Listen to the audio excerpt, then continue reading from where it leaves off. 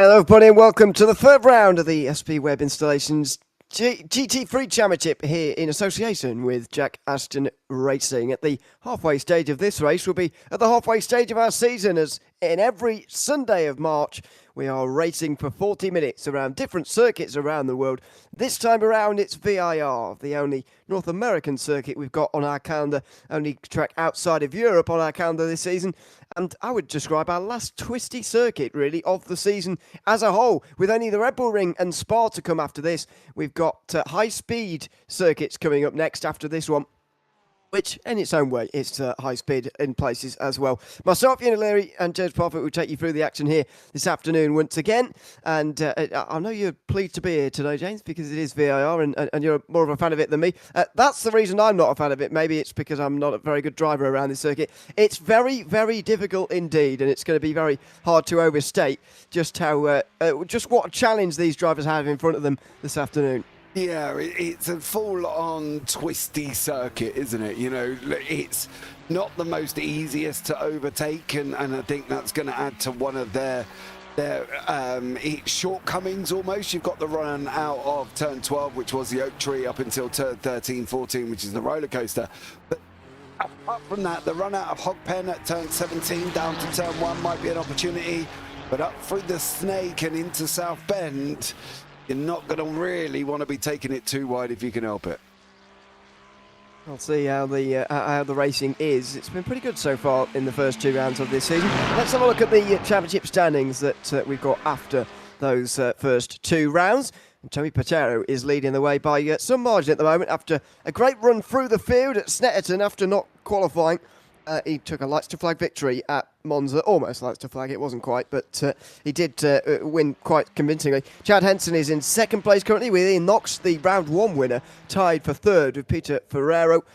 Matt Warner rounds out the top five with Valdis Van Servicius in sixth. Then it's Jerry Werner, seventh, ahead of Brent Gregory, Brett Boness and Steve Webb. Just outside the top 10 is Trey Lambrecht with Andrew Ogley next. Graham Brown and Eric Orchin are tied for 13th place, ahead of Gaetano Cesare in the top 15. Tom Weston is next, ahead of Joel Singleton and Valdemar Barcher, who are tied on points, as well as David Wang and Nicholas Green, who round out the top 20. Dean Sargent, George Metakos, Wilden Petkovic, Carl Cookson and Ben Mitchell round out those who have actually scored points. Andrew Olives and Graham Matthew haven't yet in the standings, although they are there down at the bottom. Hopefully today they will be able to get some points on the board. I can see Matthew, I think, already with a time in this qualifying session right now. It does seem that most of the laps have already happened, at least for the front drivers. Still probably waiting for some drivers elsewhere in the field, and Carl Cookson hasn't got a lap time on the board at all yet, for example.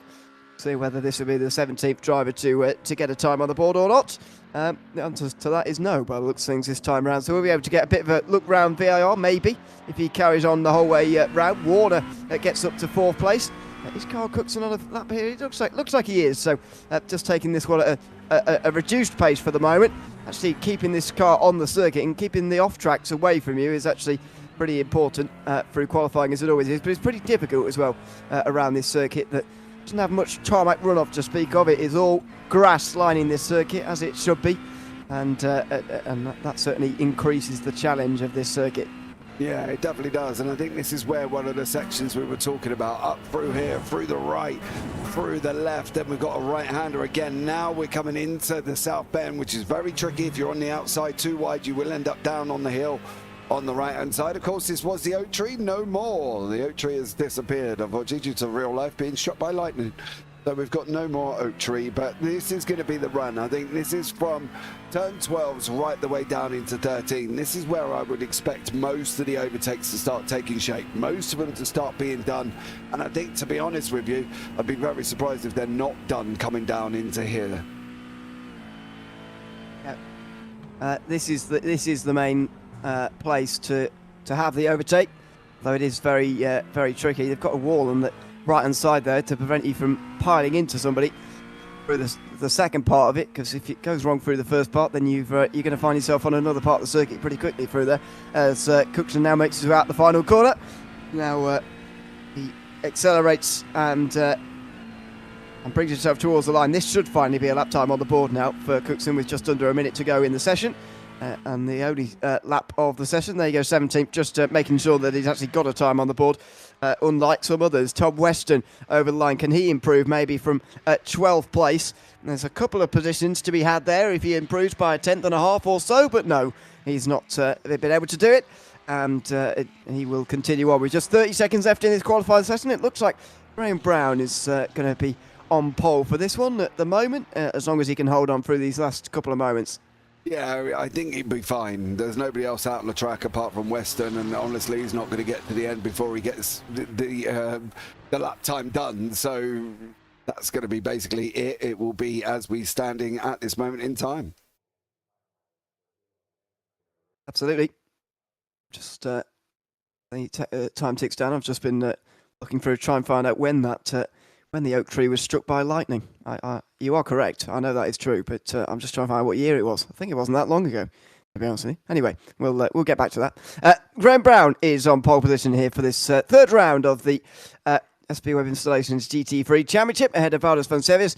Brett Burness and Matt Warner are on row 2. Joel Singleton is next to Evaldo Marmocha, with Chad Henson second in the championship, 7th in this qualifying session, ahead of Ian Knox, who is 8th. Steve Webb and Katana Cesare are on row 5, ahead of Nicholas Green and Tom Weston on row 6.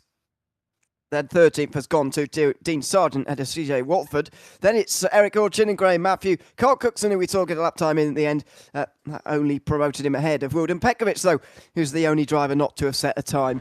18 of them on the grid this time round. And we're going to have a full pace lap as well, so plenty of time to preview this race. One notable absentee, though, unfortunately, is Tommy Patero, who is not going to be extending it or indeed keeping his championship lead today.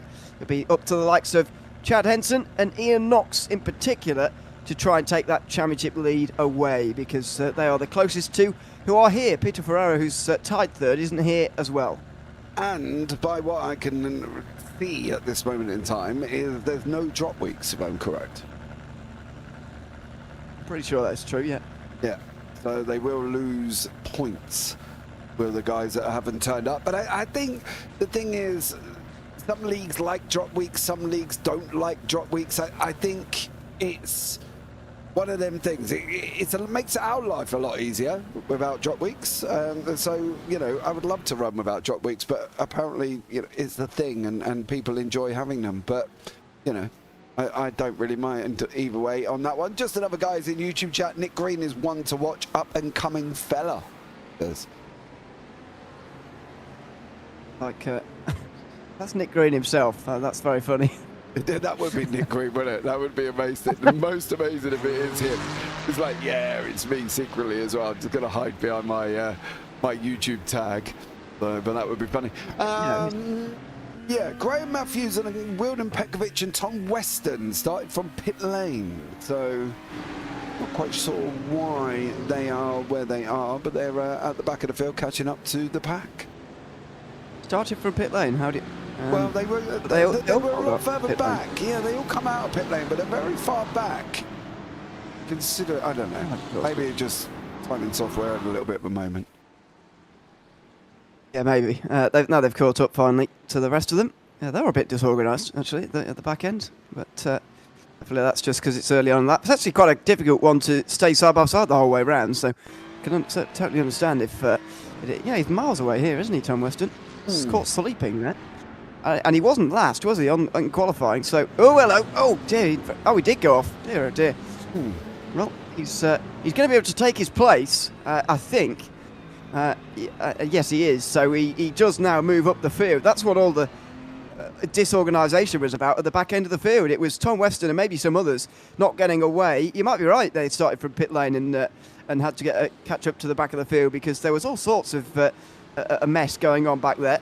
And, well, it's sorted out now, but, yeah, that was a bit disorganised to begin the day. Anyway, the front guys got away fine. Graham Brown and Valdez Vancevicius are going to be the ones who get towards turn number 1 first of all, by the looks of things. Graham Brown currently 13th in the championship, only 18 points to his name. Vancevicius is in 6th place, so with the championship leader away, it looks like a pretty big day for him to try and gain some points back in that Mercedes on the outside line. Yeah, it'd be good for him, wouldn't it? I think the thing is as well, with obviously Tommy not being here, it does give the likes of, Henson. Is he here at the moment? Knocks some time on that one. Yeah, Chad Henson's here, Knox is here as well.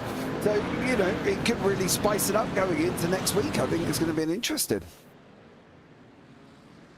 Absolutely. Next week we'll be live at same time, same place for the penultimate round. That'll be from the Red Bull Ring. And according to the poster that was put out at the start of the season, it's got some rain pics of a rain race. So make sure you tune in for that one. That's going to be pretty wild through the Red Bull Ring. Would say it's probably the easiest circuit to drive on in the dry, but it is not easy in the wet. Snow where it is. So we'll look forward to that in 7 days' time as the pace car now has its lights off and we're almost ready to go, almost ready for it to pull into pit lane here just to the right hand side, and then Graham Brown will be in control of the field. You've got a very long way from the pit entry actually to the start line here, so he's in control of the field for some way. He's just dragging the brakes on the way down in towards the first corner as well. Still waiting, and the others trying to anticipate it now. Finally he is going to go, and immediately Vantilicius just pulls into line there in second place because he knew there wasn't much point staying on the outside line. Now he goes on the defensive though from that Porsche just in behind him, and Graham Brown does hang on to the lead straight away. Top three stay single file, in fact, through the opening few corners. Chad Henson, just in the background, gets a bit of a slide out of turn number two there. It's free wide in the background, there's contact there. Contact, Gaetano Cesare didn't quite see who was either side of him. Tom Weston there on his outside, now he's tapping him again through the left-hander. Now he's up the inside for a third time, and now he's finally through. That was a pretty wild and physical start for Tom Weston there in 11th place. Yeah, it was Nick Green sitting alongside him as well. They went free wide on Chedre, and that's where the action all kicked in from. But Nick now sitting down in 10th, chasing down Mr. Steve Webb, of course. We've got the guys coming in through the right-hander, coming in now into turns 11 and 12. This is where we're going to see whether or not what the draft effect is, to be honest. Valder's sitting there in the Mercedes. It's not very often that we get the Mercs on the grid in GT3s much anymore. And now he's going to be closing in on Graham Brown for that run down into turn 13 and 14. Do we think the draft's going to be strong here? Because I can't really see it at the moment. It's not that massively strong. It's a long run up towards this section here at turn 14, the roller coaster it's called, and yeah, there wasn't much slipstream on show down there that time round. I think this is going to be one of those circuits which is pretty hard to overtake on. It's certainly going to be different in terms of slipstream to what we had at Monza last week, but by no means impossible. And that's Brett Burnett with a good run out of the final corner as well. The Porsche not very good in a straight line though, and so even though he's dead in the slipstream there of the Mercedes, he is not going anywhere, and he stays in third place. It's going to be even harder for him to overtake with very little straight line speed. Yeah, the Porsches, they get to a certain point and then they whistle like an absolute banshee, and then they don't really go much faster. It's really weird, to be blatantly honest with you. You might have thought they might have given it a little bit of top end, but it just hasn't got it, and generally it will get overtaken on the straight if it is behind some of the faster cars, the Ferraris, the McLarens, especially the Mustang as well. We've got Knox sitting in that big gruffin Mustang that basically has got power for days, seems like, and he will make an inroad. The thing is, for Knox at the moment, he's still got a quick Ferrari in front in the hands of Murcha, and he can't really get close either. But it just goes to show the draft difference between where we was at Monza, where we're going to be at the end of the season at Spa as well. You're going to see a completely different line and a completely different thing here. You just watch the Porsche. It's not really going to make inroads on him. A couple of good real-life liveries there, by the way, down the background, if you didn't notice, from Marcher and Knox, both from different series, but it's a very nice real-life liveries that we'll maybe have a look at in battles later on as Brett Burnett makes his way up towards the roller coaster again.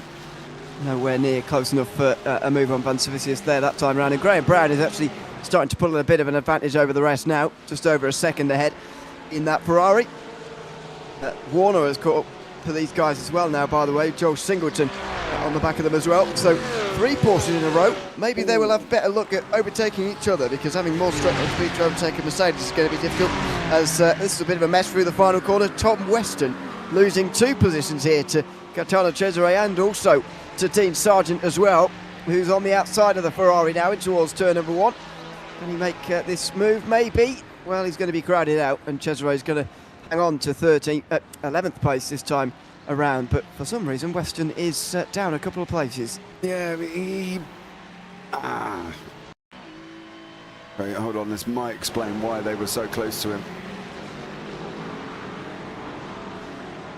He goes in hard, on the break, yeah, and then runs off, and then unfortunately his Jeopardy does his exit, and then everybody else has gained on him and gone through. So that could be why Weston is down so far, but he has just lost another few places as well, the CJ and also Eric Orchard. So Tom Weston at the moment is struggling to keep this Ferrari on the racetrack, it seems like, because he's just gone off again, and he just hasn't got it quite dialed in. But that was what he did on the pace lap, wasn't it? Well, nearly. He did a little bit of a did a bit less than that, but yeah, that's through NASCAR Bend, by the way, in a broadcasted race, and smashed the wall. Anyway, never mind. No, don't stop. Stop giving him the highlights. You know what I mean? Out there for him. Oh, Benes. No, dude, you should have just followed him. He should have just followed Mancivius through that part there. He shouldn't have tried to do anything crazy, and it just looked like he got a little bit too close, and then that allowed Warner to close up on him as well, and that run down into turn one. Little bit too close this time for Benes. Yep, got a little bit close on that occasion, but gets away with it, and he stays in third, remarkably, ahead of Warner in fourth, then Singleton, Marcher in behind, then Ian Knox. And Marcher's right on the back of Joel Singleton now, actually, in that Ferrari, so he's been doing some catching as well. As Warner very close to Barnes again through this first sector. Through left hook, then through turn 5, right-hander, then 6, well, 5A, then 6, then 6A, whatever. But those sort of S's that are absolutely flat out. Then these ones which get more difficult as you go along. First couple of bits, absolutely flat out. Then you've got the right-hander at the top of the hill, just before South Bend, which is not quite flat out. Then that's certainly standing on the brakes and going down a gear or two, where you go down the hill to this braking zone, which does just curve round, and that is off in the background for Singleton. He just went a little bit wide there. It's very, very easy mistake to make. As I mentioned, there's no tarmac runoff round here. It's just grass, and if you brake too late, you're in it pretty quickly. Singleton gets away with it that time round, though. He didn't lose any places. Yeah, he didn't, but we have lost one driver. Wilden Petrovic has jumped straight back to pit lane. He's been off a few times, unfortunately for Wilden. There is one. Whoa. That looked like he just stamped on the brakes there, too much under braking, and went off. And this was the race-defining one for him that sent him back into... Ooh. Bro, he's looking swift, isn't he? It's on the grass. Where's he gone? Whoa! Oh, where's he going here? He's going to go straight across the circuit here. Oh, he's saved it. But you see the danger of this circuit. You can find yourself on another part of the circuit very quickly. Yeah. If you're not too careful. Oh, there's more. There's more, yeah. There's like 3 in a row. This is over one lap, mind you. Oh, those rear tyres will be on fire. That's why he's spinning so often. He's cooked them like crazy. You know what I mean? You might as well just stop, crack an egg on them. They're not going to be that hot. But that was one lap for Wilden Petrovic in that Mustang. He got it wrong, heated the tyres, got it wrong, then they heated again, and then by the third time they're just absolutely roasting, and he's jumped straight back to pit lane and is out.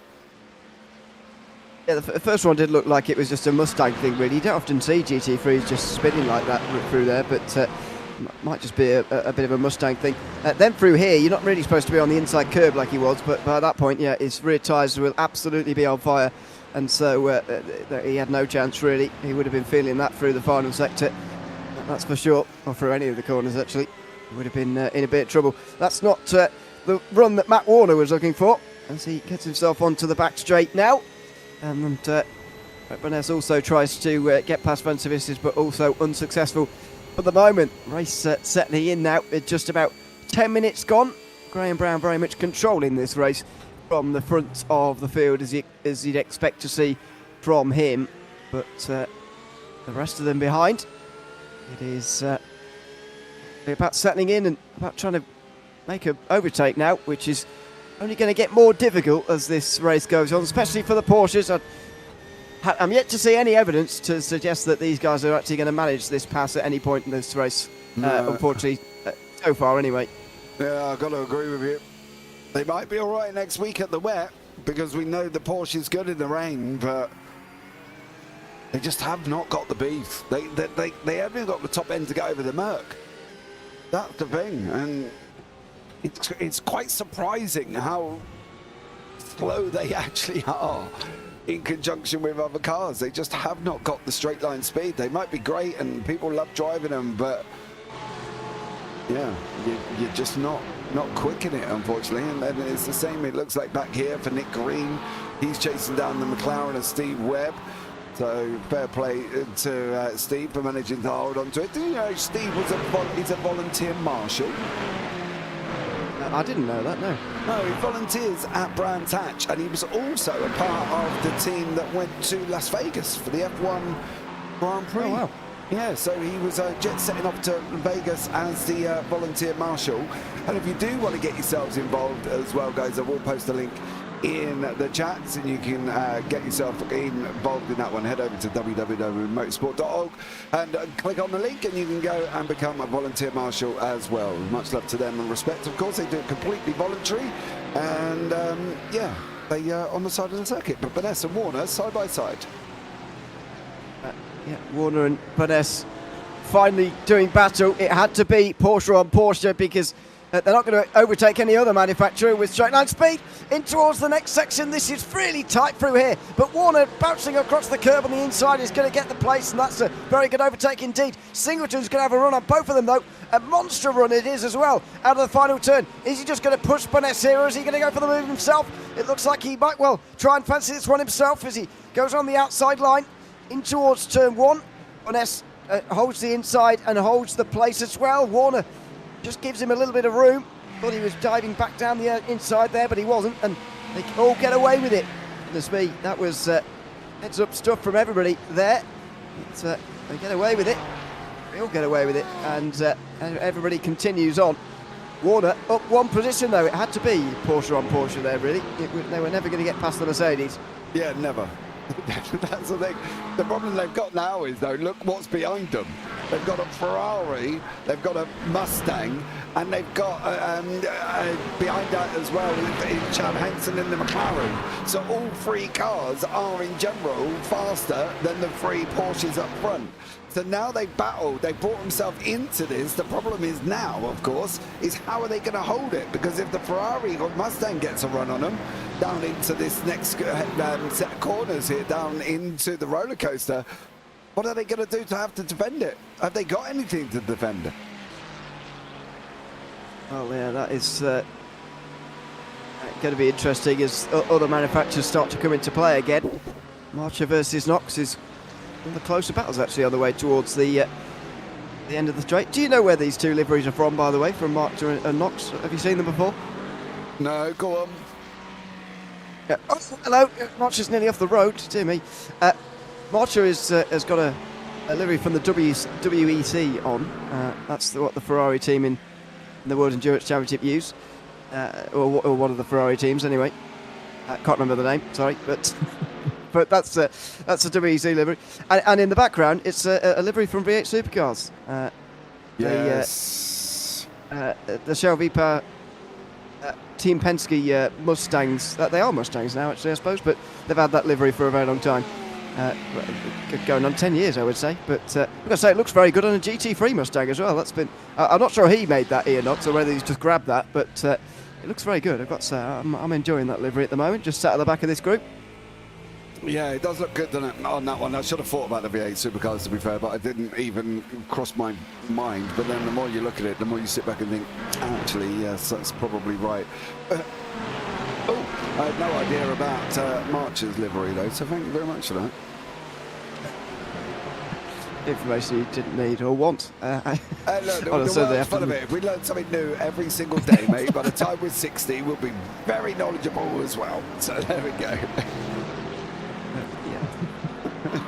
There you go. That's my information for the day. 1/3 of the way through through this race, and the battle is just heating up between Boness and Warner again. It's not been one of those changes of position between the two of them where the the guy who's done the pass has driven away from the other. It's a very evenly matched battle actually between these two at the moment. I would even go as far as to suggest that Warner not only got through because of a mistake from Boness, but I think he was certainly helped by a potential mistake out of the oak tree section. That's a bit wide through the final corner as well. From Boness, he's not going to be getting a run onto the front straight with that. He'll be in the slipstream again, and so again with that a little bit, but Boness is going to just close in a little bit, have a look, try and put Warner off, but unsuccessfully in towards turn one, unless Warner's gone wide. No, he's pulled it up in time, and they continue on. Still 25 minutes to go. Yeah, unfortunately for CJ, he's got himself up to a little bit of... He's had damage already by the look on his front right, but he's also done... Oh, curb, whoa. Unfortunately for CJ Wolford. Hitting. Very good. Thank you. He's down in 16th now. Yeah, not sure where the first bit of contact came from, but it certainly aided the second bit of contact with the wall, I would suggest. It's one of those circuits where it is actually quite difficult to hit the wall in some places. You've got a lot of space to go off in some places, as I say, but not in others. That's not one of them. And you don't have much space down here either. That was a couple of wheels off the road from Brett Boness in the Porsche. In second place in this group. Out of the corner they go. Absolutely single file again as well. All of the gap's actually just over half a second, but with inside 1 second as we go on board with Marcher. Look at the gap in front of him at the moment. It looks really large when you go on board as well with one of these drivers. You just realise how much work they've got to do to get a lot closer than that, and even then it might not be enough. You're almost wanting to force the driver ahead of you into a mistake round here, because in terms of making an overtake on merit, it's pretty much impossible. Yeah, it definitely is. Oh, hold on, we've lost Matthews. Orchin's got himself into what looks like some form of difficulty. Oh, he's done the same thing as Wolford. Yeah, but where did Matthews do his? Because Matthews put himself straight back into the pit lane not long after. Let me see if I can find what Matthews did, but he jumped straight back to pit lane on this one. Oh, yep, you can see that sliding from the beginning, and that's a big hit on the wall. It's one of the high-speed corners on this circuit, and also one of the places where there's not much runoff either in terms of the grass around, and that's a pretty hard bit of contact on the wall there from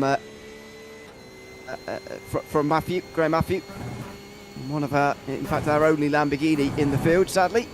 Now getting repairs on pit lane. Hopefully they get back out, because they're both still in the session at least, although William Pekovic is not when he returned to pit lane a little bit earlier on.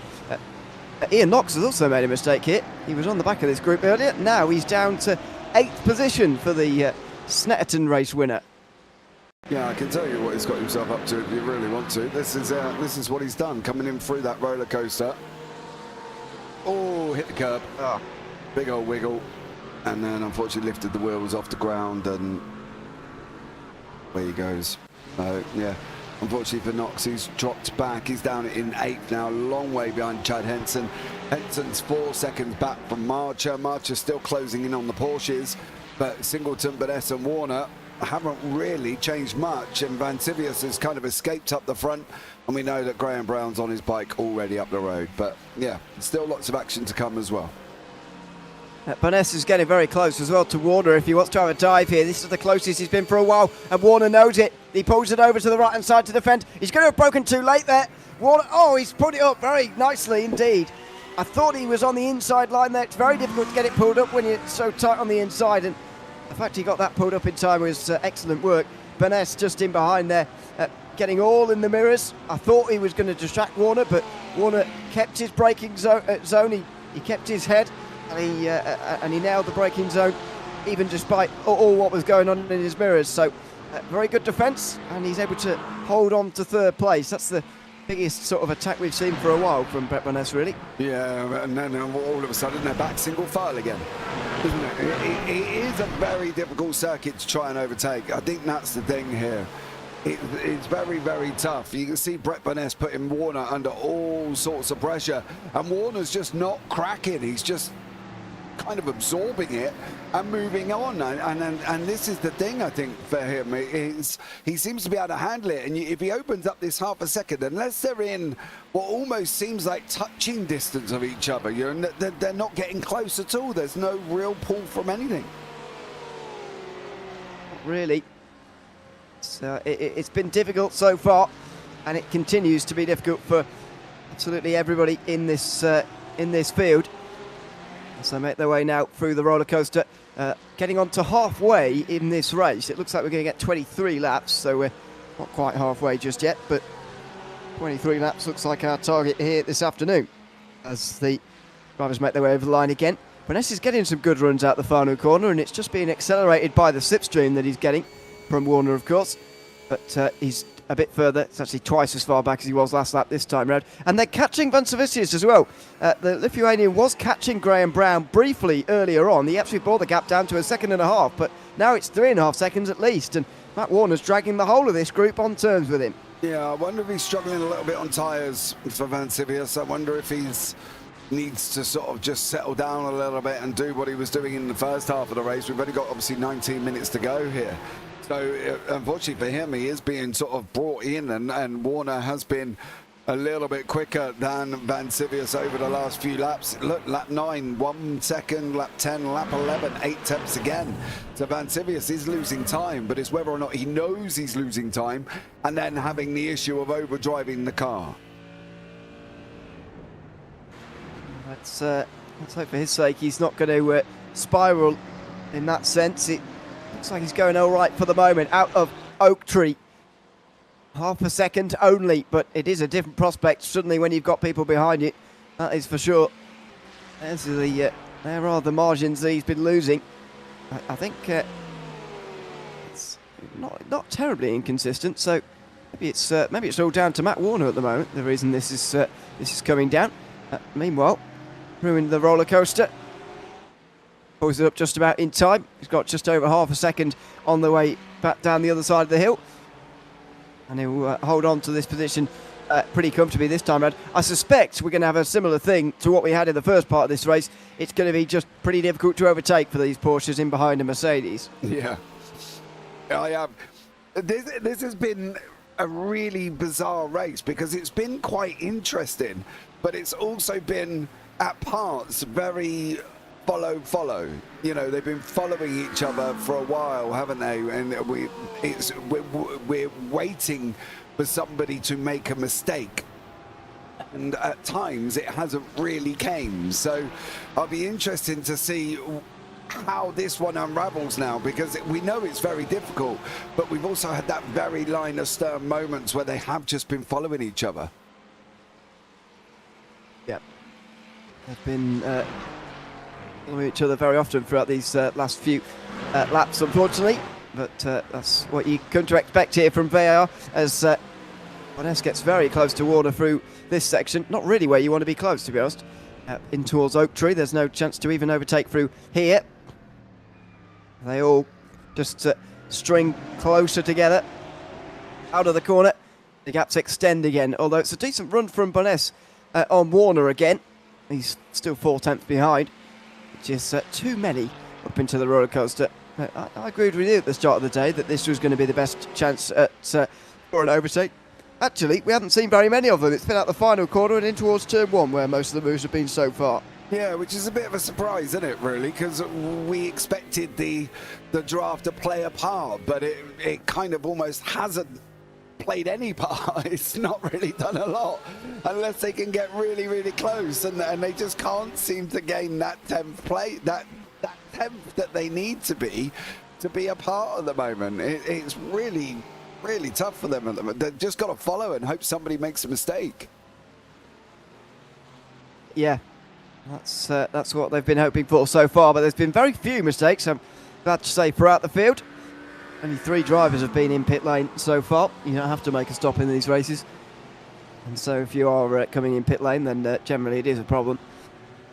Matthew and Orchin, though, back out onto the circuit again, despite their mistakes earlier on in the race. They are now a lap down. Tom Weston, another drama. He's a driver who's he's been in quite a lot of drama so far today as well. In towards turn 1, And he's already just, going. well, just spinning at low speed. They're really awkward and they're really annoying, them spins. I don't know if you've ever done them, but you just cannot stop it no matter what you do. You floor it and you go round even more. You slow down and you still go round. You brake and you still go round. There is nothing you can do at all. And you just sit there and you just do a slow circle. It's rubbish, to be honest. Yep, it's pretty frustrating for Western. I would have thought this race down to 14th at the moment as Warner gets another good run on Van Servicius here and towards the roller coaster, but again he's not close enough. He is gaining a bit in the Porsche, which is a bit different to previous times, but he's still nowhere near close enough in towards the braking zone itself, and so they stay single file once again. Can he get a run out the final corner, maybe for a move at turn number 1, a bigger braking zone because it's not uphill, which does help you brake a little bit later. Slightly wide there from Van Servicius. Is that going to be the chance there for Warner? It's just over 3 tenths, but then look at the gap just creep upwards. Now it's going to come back again a little bit because of the slipstream, but it's just nowhere near close enough at the moment. Singleton is getting in the mirrors of Boness, who's having to go even on the defensive there. Not sure he had to, but he elected to go a defensive that time round. And again, Warner struggling. 15 minutes to go. He still can't get past. No, he can't even get close. Like we say, half a second, generally 3 tenths, 2 tenths, 2.5 tenths is great on a toe, but he can't keep that. And then they go down that back straight, and the Merc just said, see you later, off. You know what I mean? And that's it. And the Merc's gone.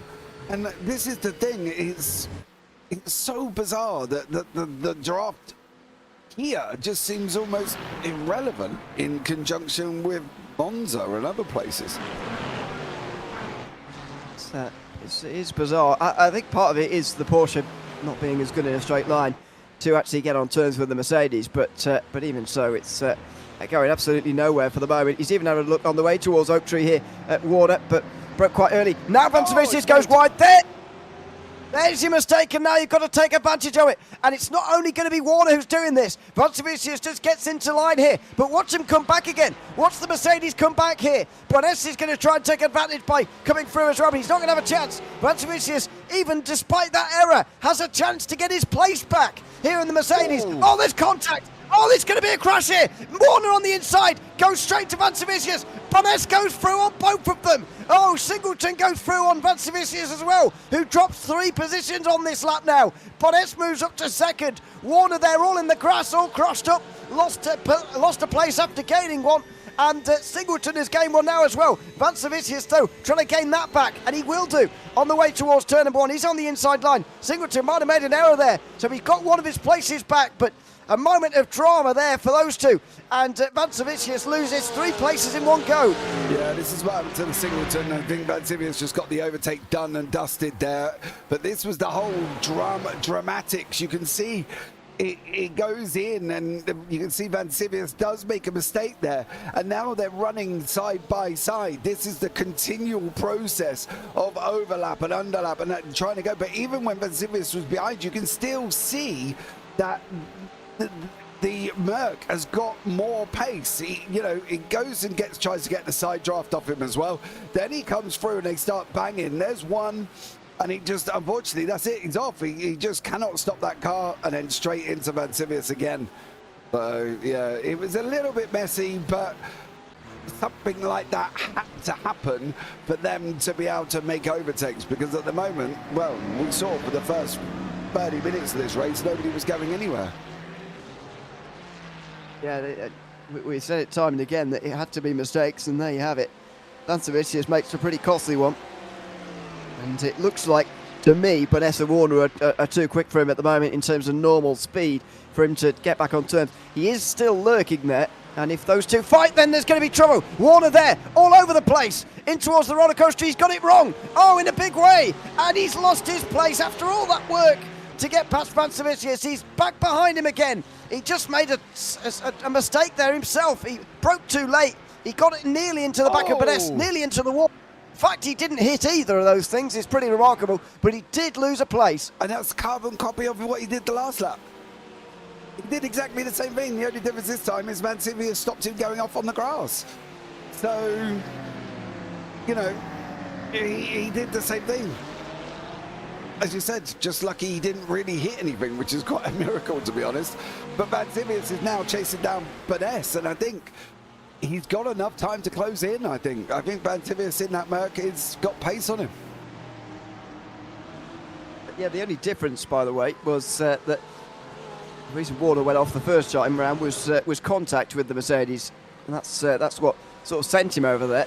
But other than that, it was very similar both times round. Sort of an unforced error, really, second time round, I've got to say. Up the S's they go, through turn 9, then into South Bend, turn 10. And it looks like this group is almost going to just form back up again, right behind Van Servicius, this time in third place, with Bones clear and away with second place. It's looking very similar all of a sudden for third place, with the Mercedes at the front and everybody else trying to get through behind and struggling. Yeah, I think the only difference is the Merc will pull them forward. So I think the Merc has got pace to pull them forward. He's just pulled, what was it, literally nearly 2 attempts over that last little bit for them. And unfortunately he's lost time there, but I think the Merc's got pace to bring them in over the last 9 minutes. I think they've still got time to do that. Yeah, it's... oh, that's off. Someone in the background, Singleton there going wide. He's made that mistake a couple of times in the last couple of laps, and Marcher now is going to be looking at the top 5. Is he going to be able to do it in towards turn 1? Can't quite see for the moment. It looks like maybe he can, actually. He was alongside, but on the outside, so never going to work his way through. I think the outside at turn 1 and 2 is one of the most difficult things to do on this circuit, actually. It's a really long hairpin, which doesn't help overtaking really on the outside, but Marcher had a go, couldn't do it that time around, so Singleton gets away with that mistake there. But as I say, that's 2 in a few laps now for Singleton at the final corner. Yeah, but this is the thing, Warner's done the same thing just the corner before for 2 in 2 laps, so kind of neither of them really want to go forward, but the gap down from Persevius is now 7 attempts. He loses a bit of time through this section here. What is it, with section 3 I think we're in. For some reason there's like 6 on this circuit. So for Persevius, he closes in at certain points and then loses at certain points, and Marcher unfortunately has just lost it altogether. Now then, he was on the back of this group. He was in touch and he went around at Oak Tree and thankfully got out of the way just in time, actually, for the others who were coming up to the back of him there. Henson and Knox both now past him, but thankfully got out the middle of the road just in time for them to come past. Now he's going to try and get past Knox, I suppose, further down, but not for the moment. They will stay as they are.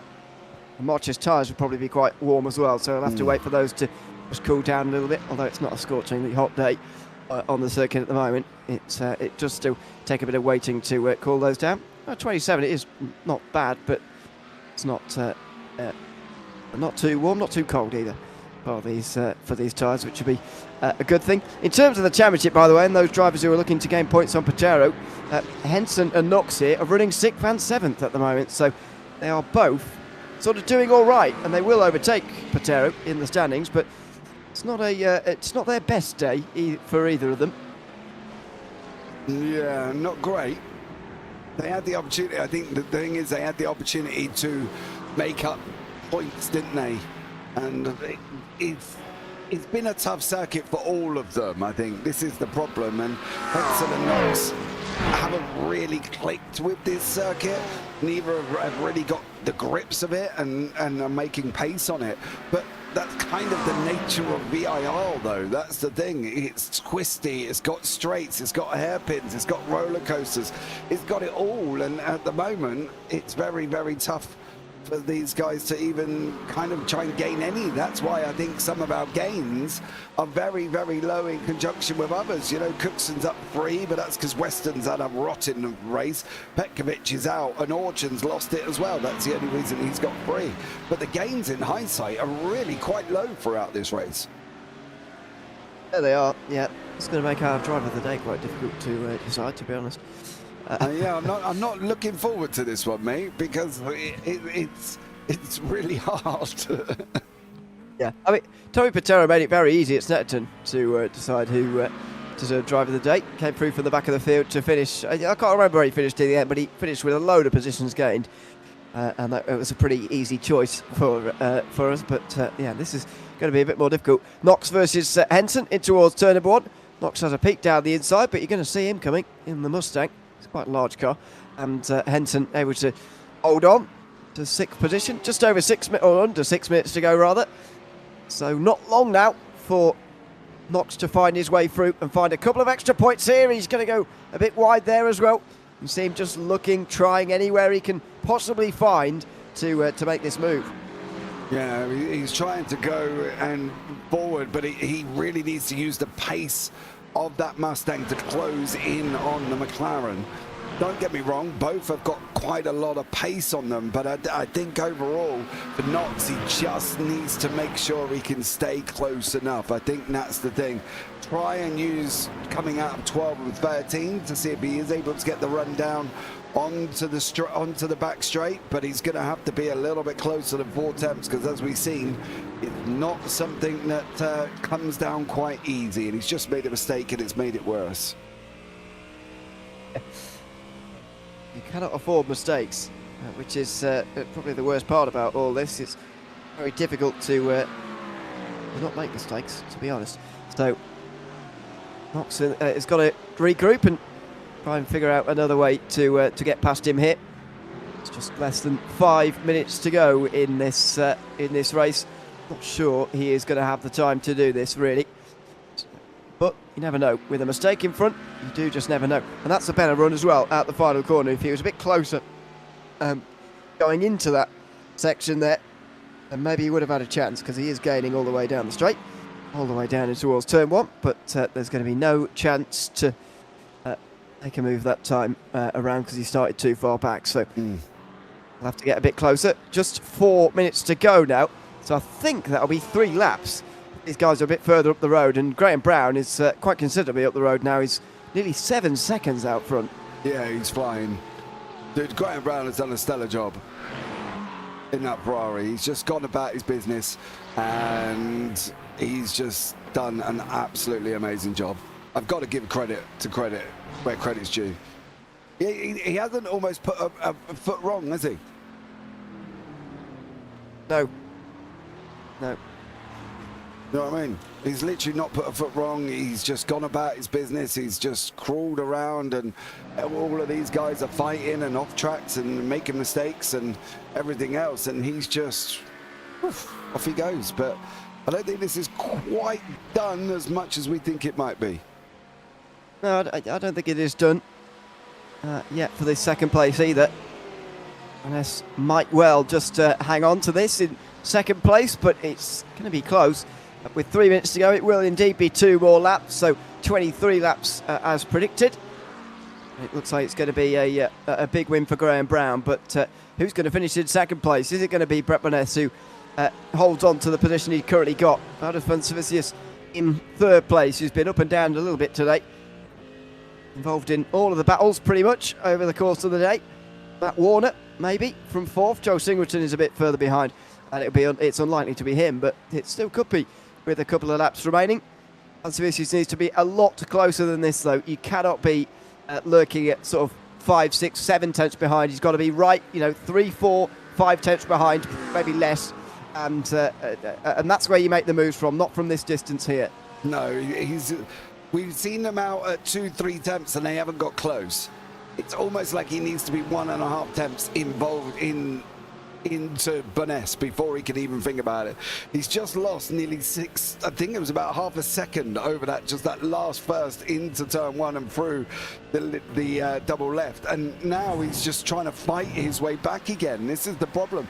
He needs to be able to make sure that he can hook a lap up. If he can hook a lap up, he might be able to close in enough on this next lap, which is going to be the final lap. He might be able to have a go, but I just don't think he's managed to do that, to be honest. Look at the closest gap here, Warner, Van Savicius, but not close enough. Half a second it is again as they go down the straight for the penultimate time. It's going to be last lap time for Graham Brown in a moment. I think he's in a bit of traffic at the moment, actually. in the lead of the race. There he is. So it's Carl Cookson in front of him in 14th place, going a lap down legitimately on speed here. And then just up in front of him is it's Sarah Corchin pitting actually, so he won't have to pass him on the circuit. But the white flag will be waving this time round. That's really the last bit of danger for Graham Brown, having in the rearview mirror now. He lost a bit of time there, stuck behind the McLaren, but he's still got 4 seconds of a lead as the white flag waves on those guys behind. One more lap. Ian Knox is closest to Henson, and that's a decent run out the final corner from him. He's 3 tenths behind. If you see turn 1 as your best chance at overtaking, then it's past them in the rearview mirror for the final time now for all of these top contenders now. And they've made a mistake. Whatever Valtivius has just done, he's put the gap out. It was about 6-7 tenths going into the corner. He's now a second and a little bit coming out. And that's allowed Warner to close up from half a second to 2 tenths on him now. So I think the action, Knox and Henson. Oh, wow. I just want to have a quick look. Did Knox make the mistake? Wow, that's a great pass. Oh, maybe Oh, not. where was God? Oh, well, is it? It's down the inside at turn 4. That's going to be a difficult one to decide between the two of them. Who was at fault for that one? Knox had a dive from a long way back, and I think he just slightly misjudged it. May have been a bit of netcode in there as well, because he is from Australia, so there's the increased likelihood of that. But further out front, Graham Brown is making his way into the final few corners right now. It doesn't look like there's going to be much change. Henson's flashing his lights, perhaps suggesting that Knox should be giving that place up again, but that doesn't look like it's going to happen. Into the final corners now for Graham Brown. As the final chances to overtake behind go wasted. It's going to be Graham Brown with a lights to flag victory here at VIR. Dominance from him in the 3rd round of the SP Webb Installations GT3 Championship in association with Jack Ashton Racing. Graham Brown wins the North American round of this championship, and a Brett Boness who just about hangs on ahead of Vansovicius and Warner, who all came across the line together. They were slowed down by traffic at the very end, but it didn't cause any positions to change at the finish. Now, this is their run down. I don't think Warner. How close? Probably looked closer coming over the line. And Vansivicius, you run wide though. It looked closer than what it actually was, to be basically honest. But great racing nonetheless. Driver of the day. Yeah, not really sure on that one. No, we'll have to figure that out in the next few moments. Of course, you're welcome to give us your choices in the chat if you want to make an argument for somebody, and you're more than welcome to. But yeah, we'll be deciding that in a few moments' time after the race results, after everybody's crossed the line. Of course, Dean Sargent there, finishing in 12th place ahead of Walford, the final driver on the lead lap, still carrying around that bit of damage that he suffered after contact with the wall out of turn number 3. These are the race results after round 3 of the SP Webb Installations GT3 Championship this afternoon, and it's Graham Brown who's taken the win ahead of Brett Boness, hanging on in the end from Valdis Vansovicius and Matt Warner, and Joel Singleton, who dropped a second and a half away at the end. Ian Knox passed Chad Henson on the last lap. That will be argued about afterwards, with Valdemar Marcha watching them from 8th place. Steve Webb and Nicholas Green round out the top 10, with a bit of a gap back to Gaetano Cesare. Dean Sargent and CJ Walford were the final drivers on the lead lap. Carl Cookson, Tom Weston and Graham Matthew finished 1 lap down. Eric Orchin had a bit of a repair to do, finished 4 down in the end, ahead of Wilden Petkovic, who retired pretty early on. Have you got any submissions for driver of the day today then? I got Graham Brown for dominating. Yeah, That's that does seem like an obvious choice. I would also put in the mix Brett Boness maybe for winning out that big battle for 2nd place. What for persistence? Because there was a lot going on there. Sorry? What for, like, persistence? Not giving up? Oh, eventually he did make an overtake. He waited for the error and he got through. It's hard to argue really too much against Graham Brown, I suppose, but just throwing another one into the mix there. That we said at one point in the race that the Porsches were never going to get ahead of the Mercedes, and in the end, Brett Boness was the only Porsche to get ahead of Vansovicius. So I'm just saying he did actually make an overtake in the end, but yeah, whether that's enough to take it over Graham Brown, I'm not sure. Rock, paper, scissors. That's going to be very difficult. I don't know. Who you feeling? Who you feeling? I would still go for Graham Brown, although I don't like going for the race winner just because I feel like they've had enough success with giving them driver of the day as well is like overload. But there aren't very many, as you pointed out when we were looking at the movers and shakers at some point throughout the race. There weren't many throughout that race. It was there weren't many who gained a lot of places. Yeah, definitely not. So should we go Brown then?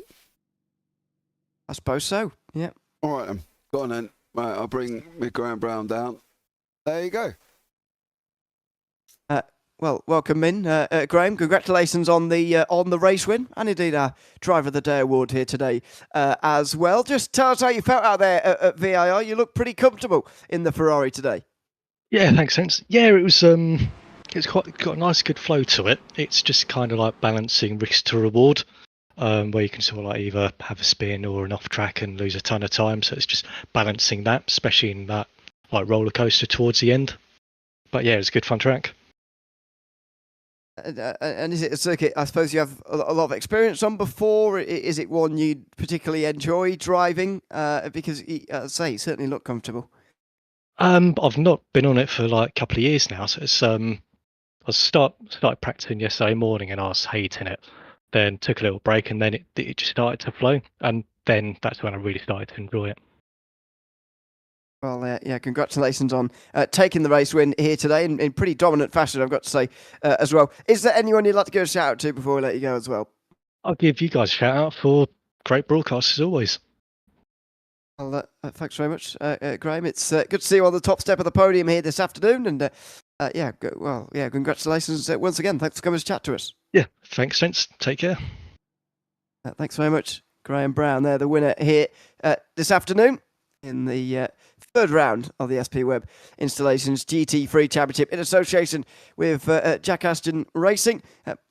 Pretty dominant win from him all in all today, but only 13th in the championship coming into today, so it's going to be a different leader of the championship now. I think it might be Matt Warner, actually, although it's going to be very close between him and Van Servicius and Ian Knox and Chad Henson as well. It's all going to be very close going into the final two rounds. Yeah, it is, and I think it's going to make this really, really spicy.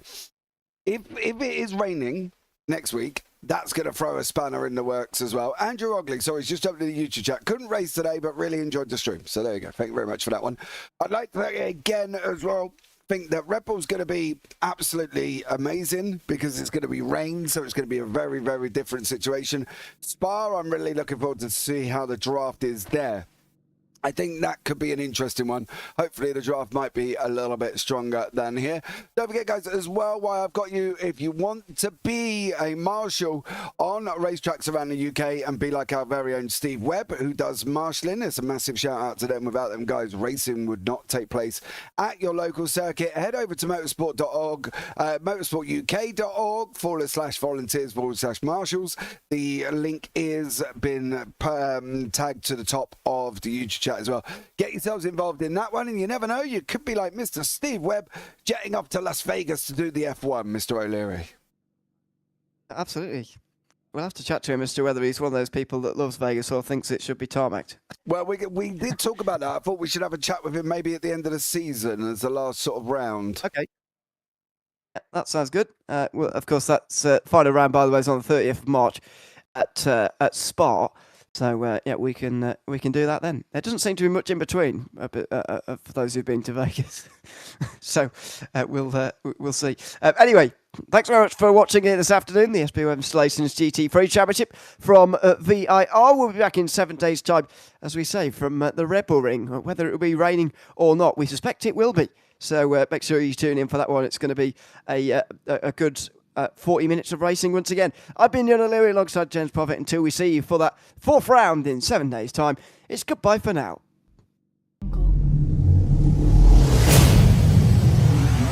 Jungle.